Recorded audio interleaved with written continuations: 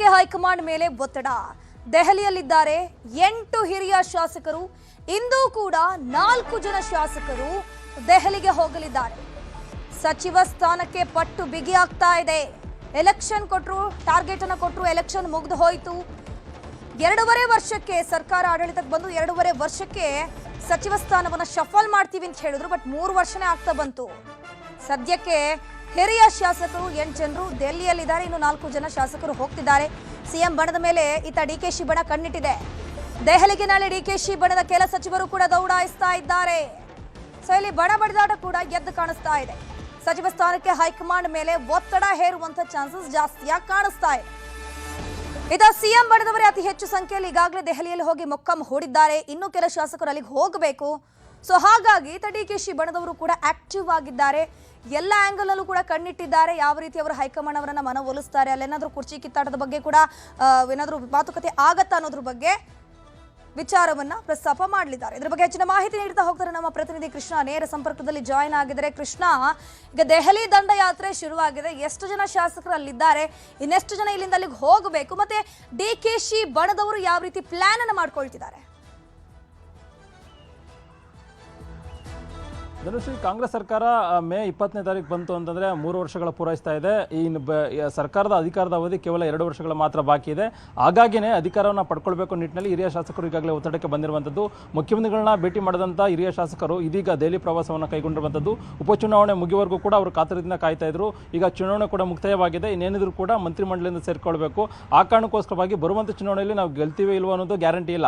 ಹಾಗಾಗಿನೇ ಇರ್ತಕ್ಕಂಥ ಸಂದರ್ಭದಲ್ಲಿ ನಾವು ಅಧಿಕಾರವನ್ನು ಪಡೆಯಲೇಬೇಕು ಅನ್ನೋ ಕಾರಣಕ್ಕೋಸ್ಕರವಾಗಿ ನಿನ್ನೆ ದಿನ 8 ಮಂದಿ ಶಾಸಕರು, ಹಿರಿಯ ಶಾಸಕರು ಈಗಾಗಲೇ ದೆಹಲಿಗೆ ಪ್ರಯಾಣವನ್ನು ಬೆಳೆಸಿರುವಂಥದ್ದು. ದೆಹಲಿ ಕೂಡ ಠಿಕಾಣಿ ಕೂಡ ಹೂಡಿರುವಂಥದ್ದು.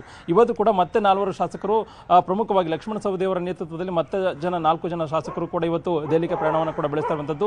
ಮತ್ತೆ ನಾಳೆ ಮತ್ತೆ ನಾಡಿದ್ದು ನೋಡಿಕೊಂಡು ಆ ದೆಹಲಿಯ ವಾತಾವರಣ ಮತ್ತೆ ಕಾಂಗ್ರೆಸ್ ನಾಯಕರ ನಡವಳಿಕೆ ಮತ್ತೆ ಶಾಸಕರ ದೆಹಲಿ ಪರೇಡ್ ನೋಡ್ಕೊಳ್ಳೋದ್ರ ಮುಖಾಂತರವಾಗಿ ಮತ್ತಷ್ಟು ಜನ ಶಾಸಕರು ನಾಳೆ ಮತ್ತೆ ನಾಡಿದ್ದು ದೆಹಲಿಗೆ ಹೋಗುವಂಥ ಸಾಧ್ಯತೆ ಇದೆ. ಈಗಾಗಲೇ ದೆಹಲಿಯ ಹೈಕಮಾಂಡ್ ನಾಯಕರೆಲ್ಲರೂ ಕೂಡ ಅನ್ಯ ರಾಜ್ಯಗಳ ಚುನಾವಣಾ ಪ್ರಚಾರದ ಬ್ಯುಸಿಯಲ್ಲಿದ್ದಾರೆ. ಈಗಲೂ ದೆಹಲಿಗೆ ಹೋದ್ರೂ ಕೂಡ ಅವರು ಸಿಗೋದು ಕೂಡ ಅನುಮಾನ ಆಗಿದೆ. ಮೊನ್ನೆ ಮುಖ್ಯಮಂತ್ರಿಗಳು ಹೋದಂಥ ಸಂದರ್ಭದಲ್ಲಿ ಏನು ಅಲ್ಲಿ ಕಾಂಗ್ರೆಸ್ ಕಮಿಟಿ ಸಂಬಂಧಪಟ್ಟಂತೆ ಮೀಟಿಂಗ್ ಅನ್ನು ಮಾಡೋದ್ರ ಮುಖಾಂತರವಾಗಿ ಬಂದಿರುವಂಥದ್ದು. ಯಾವುದೇ ಸಂಪುಟ ಪುನರಚನೆ ವಿಚಾರವಾಗಿ ಮುಖ್ಯಮಂತ್ರಿಗಳು ಚರ್ಚೆ ಕೂಡ ಮಾಡಿಲ್ಲ. ಇವತ್ತು ದೆಹಲಿಗೆ ಹೋದಂಥ ಸಂದರ್ಭದಲ್ಲಿ ಯಾವೆಲ್ಲ ನಾಯಕರುಗಳು ಕೂಡ ಭೇಟಿಗೆ ಅವಕಾಶ ಮಾಡಿಕೊಡ್ತಾರೆ, ಅದರ ಆಧಾರದ ಮೇಲೆ ಶಾಸಕರು ಭೇಟಿಯನ್ನು ಮಾಡೋದ್ರ ಮುಖಾಂತರವಾಗಿ ಒತ್ತಡವನ್ನು ಹಾಕುವಂತ ನಿಟ್ಟಿನಲ್ಲಿ ಕೂಡ ಶಾಸಕರು ಮುಂದಾಗಿರುವಂಥದ್ದು. ಈಗ ಚುನಾವಣಾ ಪ್ರಚಾರ ಬ್ಯುಸಿಯಲ್ಲಿರ್ತಕ್ಕಂಥ ಕಾಂಗ್ರೆಸ್ ನಾಯಕರು ನಿಜಕ್ಕೂ ಕೂಡ ದೆಹಲಿಯಲ್ಲಿ ಸಿಗ್ತಾರ ಅನ್ನೋ ಒಂದು ಪ್ರಶ್ನೆ ಇದೀಗ ಉದ್ಭವ ಆಗಿರುವಂಥದ್ದು. ಹಾಗಾಗಿನೇ ಒಂದಷ್ಟು ಜನ ಶಾಸಕರು ಕಾದು ನೋಡುವ ತಂತ್ರಕ್ಕೆ ಮೊರೆ ಹೋದ್ರೆ, ಮತ್ತೊಂದು ಕಡೆ ಡಿ.ಕೆ ಶಿವಕುಮಾರ್ ಬಣದ ನಾಯಕರು ಕೂಡ ಒಂದು ರೀತಿ ತಟಸ್ಥವಂತ ನಡೆಯನ್ನು ಕೂಡ ತೋರಿರುವಂಥದ್ದು. ಯಾಕಂದ್ರೆ ಕಾಂಗ್ರೆಸ್ ಅಧಿಕಾರ 3 ವರ್ಷ ಆದಂಥ ಸಂದರ್ಭದಲ್ಲಿ ಅಧಿಕಾರ ಹಂಚಿಕೆ ವಿಚಾರವಾಗೂ ಕೂಡ ಕಾಂಗ್ರೆಸ್ ಹೈಕಮಾಂಡ್ ನಾಯಕರು ಶೀಘ್ರವೇ ತೀರ್ಮಾನವನ್ನು ತೆಗೆದುಕೊಳ್ಳುವಂಥ ಸಾಧ್ಯತೆ ಇದೆ. ಮತ್ತೊಂದು ಕಡೆ ಡಿ.ಕೆ ಶಿವಕುಮಾರ್ ಕೂಡ ಎಲ್ಲೊಂದು ಕಡೆ ಅವರಿಗೆ ಅನುಮತಿಯನ್ನು ಕೊಟ್ಟದೇ ಆದಲ್ಲಿ ಆ ಒಂದು ಶಾಸಕರು ಕೂಡ ದೆಹಲಿಗೆ ಹೋಗುವಂಥ ಸಾಧ್ಯತೆ ಕೂಡ ಹೆಚ್ಚಿರುವಂಥದ್ದು. ಹಾಗಾಗಿನೇ ಸಾಕಷ್ಟು ಕುತೂಹಲಕ್ಕೆ ಎಡೆ ಮಾಡಿಕೊಟ್ಟಿದೆ ರಾಜ್ಯ ಕಾಂಗ್ರೆಸ್ನಲ್ಲಿ ನಾಯಕತ್ವದ ಬದಲಾವಣೆ ಆಗಿರ್ಬೋದು, ಮತ್ತೊಂದು ಕಡೆ ಸಂಪುಟ ಪುನರಚನೆ ಅನ್ನುವಂಥದ್ದು. ಮುಖ್ಯಮಂತ್ರಿಗಳು ಕೂಡ ಸಂಪುಟ ಪುನರಚನೆ ಮಾಡಬೇಕು ನಿಟ್ಟಿನಲ್ಲಿ ಈ ಹಿಂದೆ ಬಹಳ ಪ್ರಯತ್ನವನ್ನು ಕೂಡ ಮಾಡಿದ್ರು. ಯಾವಾಗ ಡಿ.ಕೆ ಶಿವಕುಮಾರ್ ಅವರು ಅಲ್ಲಿ ನಾಯಕತ್ವದ ವಿಚಾರವಾಗಿ ಮತ್ತೆ ಪವರ್ ಶೇರಿಂಗ್ ವಿಚಾರವಾಗಿರ್ಬೋದು, ಮತ್ತೆ ಫುಲ್ ಸ್ಟಾಪ್ ಹಾಕುವಂತ ನಿಟ್ಟಿನಲ್ಲಿ ಕೂಡ ಮುಂದಾದ್ರು. ಈಗ ಶಾಸಕ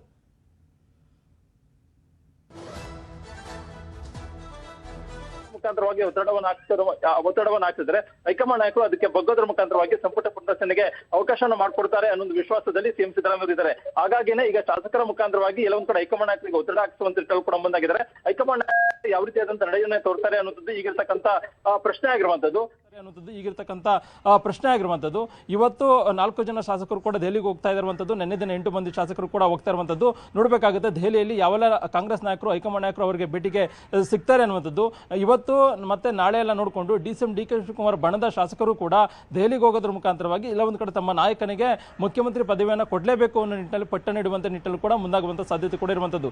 ಇದೆಲ್ಲದ್ರ ಬಗ್ಗೆ ಕೂಡ ಎಸಿಸಿ ಅಧ್ಯಕ್ಷ ಆಗಿರ್ತಕ್ಕಂಥ ಮಲ್ಲಿಕಾರ್ಜುನ್ ಖರ್ಗೆ ಅವರಿಗೂ ಕೂಡ ಎಲ್ಲ ಬಗ್ಗೆನೂ ಕೂಡ ಗೊತ್ತಿದೆ.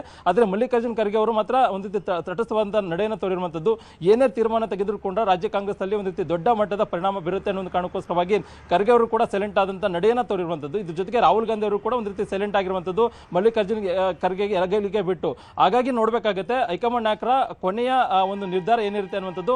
ಅದರ ಆಧಾರದ ಮೇಲೆ ಸಂಪುಟ ಪುನರಚನೆ ಆಗಿರ್ಬೋದು, ಮತ್ತೊಂದು ಕಡೆ ನಾಯಕತ್ವದ ಬದಲಾವಣೆ ವಿಚಾರವಾಗಿ ತೀರ್ಮಾನ ಆಗುವಂಥದ್ದು. ಧನುಶ್ರೀ, ಕೃಷ್ಣ, ಇಲ್ಲಿ ಕುರ್ಚಿ ಕಿತ್ತಾಟ, ಸಿಎಂ ಕುರ್ಚಿ ಕಿತ್ತಾಟ ಕೂಡ ಇತ್ತು. ಅದಕ್ಕೂ ಫುಲ್ ಸ್ಟಾಪ್ ಇಡುವಂತಹ ಕೆಲಸವನ್ನ ಮಾಡಿದ್ದಾರೆ. ಸದ್ಯಕ್ಕೆ ಒಂದು ಅಲ್ಪ ವಿರಾಮ ಬಿದ್ದಿದೆ. ಬಟ್ ಸಿಎಂ ಬದಲಾವಣೆ ವಿಚಾರ ಏನಾದರೂ ಇಲ್ಲಿ ಪ್ರಸ್ತಾಪ ಆಗಬಹುದಾ? ಶಾಸಕರಿಗೆ ಸಚಿವ ಸ್ಥಾನವನ್ನ ನೀಡಬೇಕು, ಪಟ್ಟು ಹಿಡಿಯೋಕ್ಕೋಸ್ಕರ ಡೆಲ್ಲಿಗೆ ಹೋಗಿದ್ದಾರೆ. ಇಲ್ಲೇನಾದ್ರೂ ಸಿಎಂ ಕುರ್ಚಿ ವಿಚಾರವನ್ನು ಕೂಡ ಪ್ರಸ್ತಾಪ ಮಾಡುವಂತ ಚಾನ್ಸಸ್ ಇದೆಯಾ ಇನ್ ಕೇಸ್ ಏನಾದರೂ?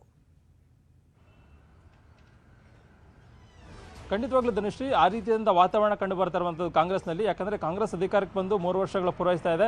ಅಧಿಕಾರ ಹಂಚಿಕೆ ವಿಚಾರದಲ್ಲಿ ಸಿಎಂ ಡಿ ಕೆ ಶಿವಕುಮಾರ್ ಬಹಳ ವಿಶ್ವಾಸವನ್ನು ಇಟ್ಟಿದ್ದಾರೆ. ಸಿಎಂ ಸಿದ್ದರಾಮಯ್ಯವರು ಮಾತು ಕೊಟ್ಟಂತೆ ಸಿಎಂ ಸಿದ್ದರಾಮಯ್ಯ ನಡ್ಕೊಳ್ತಾ ಇರುವಂಥದ್ದು. ಮತ್ತೊಂದು ಕಡೆ ಸಿಎಂ ಸಿದ್ದರಾಮಯ್ಯವರು ಎಲ್ಲೊಂದು ಕಡೆ ಸಿಎಂ ಡಿ ಕೆ ಶಿವಕುಮಾರ್ ಆಸೆಗೆ ತಣ್ಣೀರು ಎರಚುವಂಥ ನಿಟ್ಟಿನಲ್ಲಿ ಕೂಡ ದೊಡ್ಡ ಮಟ್ಟದ ಸಾಧ್ಯತೆಗಳು ಹೆಚ್ಚಿರುವಂಥದ್ದು. ಯಾಕಂದರೆ ಇನ್ನೂ ಕೂಡ ಅಧಿಕಾರ ಹಂಚಿಕೆ ವಿಚಾರದಲ್ಲಿ ಸಿಎಂ ಸಿದ್ದರಾಮಯ್ಯವರು ಎಲ್ಲೊಂದು ಕಡೆ ಒಂದು ರೀತಿ ವಿಚಾರವಾಗಿ ಮಾತುಕತೆ ಮಾಡುವಂಥ ನಿಟ್ಟಿನಲ್ಲಿ ಕೂಡ ಮುಂದಾಗಿಲ್ಲ. ಹಾಗಾಗಿ ನೀವು ಹೇಳ್ದಂಗೆ ಒಂದಷ್ಟು ಜನ ಶಾಸಕರು ಕೂಡ ಸಂಪುಟ ಪುನಶ್ಚೇತನ ವಿಚಾರವಾಗಿ ಹೈಕಮಾಂಡ್ ನಾಯಕರನ್ನ ಭೇಟಿ ಮಾಡಿದ ಸಂದರ್ಭದಲ್ಲಿ ನಾಯಕತ್ವದ ಬದಲಾವಣೆ ವಿಚಾರವಾಗಿ ಕೂಡ ಅಲ್ಲಿ ಪ್ರಸ್ತಾಪ ಮಾಡುವಂತ ಸಾಧ್ಯತೆ ಕೂಡ ಹೆಚ್ಚಿರುವಂಥದ್ದು. ಈಗಾಗಲೇ ಒಂದಷ್ಟು ಜನ ಹಿರಿಯ ಶಾಸಕರೆಲ್ಲರೂ ಕೂಡ ಸಂಪುಟ ಪುನರಚನೆ ಮಾಡಬೇಕು ಮತ್ತೆ ಮಂತ್ರಿಮಂಡಲ ಅವಕಾಶವನ್ನು ಮಾಡಿಕೊಡ್ಬೇಕು ನಿಟ್ಟಿನಲ್ಲಿ ಡಿಮ್ಯಾಂಡ್ ಮಾಡೋದಕ್ಕೆ ಹೋಗ್ತಾ ಇದ್ದಾರೆ.